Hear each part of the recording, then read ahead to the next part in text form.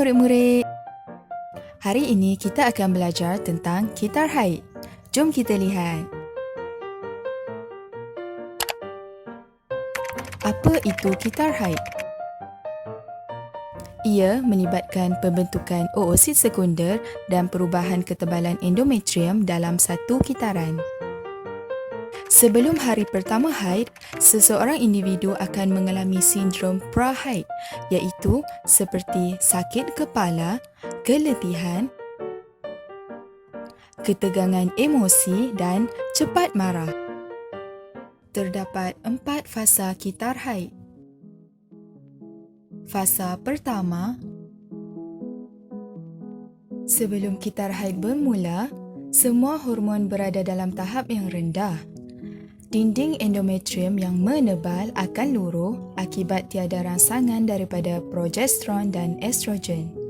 Haid pun berlaku. Di dalam fasa 1, hypothalamus merembes hormon perembes gonadotrofin GnRH. GnRH pula akan merangsang kelenjar pituitary untuk merembes hormon FSH dan LH ke dalam darah. FSH di dalam darah akan sampai ke ovari.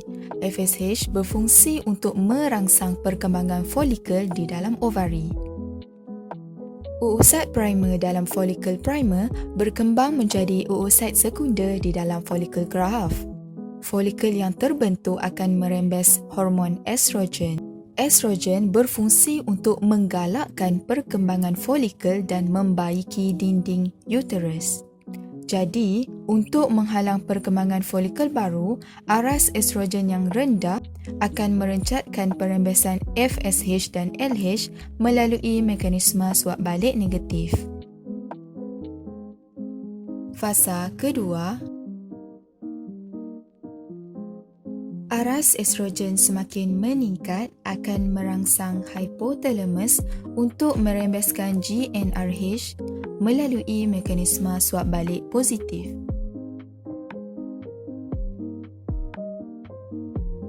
Aras GnRH yang tinggi akan merangsang kelenjar pituitary untuk merembes lebih banyak FSH dan LH. Pada hari ke-13, aras LH yang meningkat merangsang ovulasi pada hari ke-14. Oosit sekunder dibebaskan. LH juga berfungsi untuk membentuk corpus luteum. Fasa ketiga, corpus luteum yang terbentuk merembes progesteron dan estrogen. Progesteron dan estrogen akan merencatkan perembesan FSH dan LH melalui mekanisme suap balik negatif untuk menghalang perkembangan folikel baru.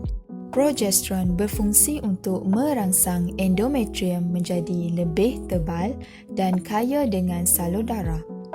Keadaan ini adalah persediaan untuk penempelan embrio sekiranya persenyawaan berlaku. Fasa keempat,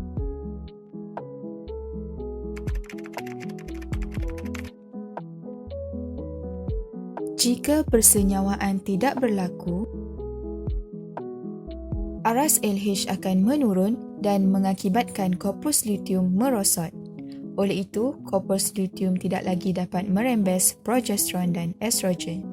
Tanpa progesteron dan estrogen, endometrium akan luruh dan haid akan berlaku. Jika persenyawaan berlaku,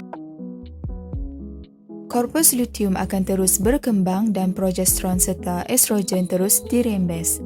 Keadaan ini menyebabkan endometrium terus menebal untuk perkembangan fetus. Sekian sahaja daripada saya. Terima kasih. Jumpa lagi.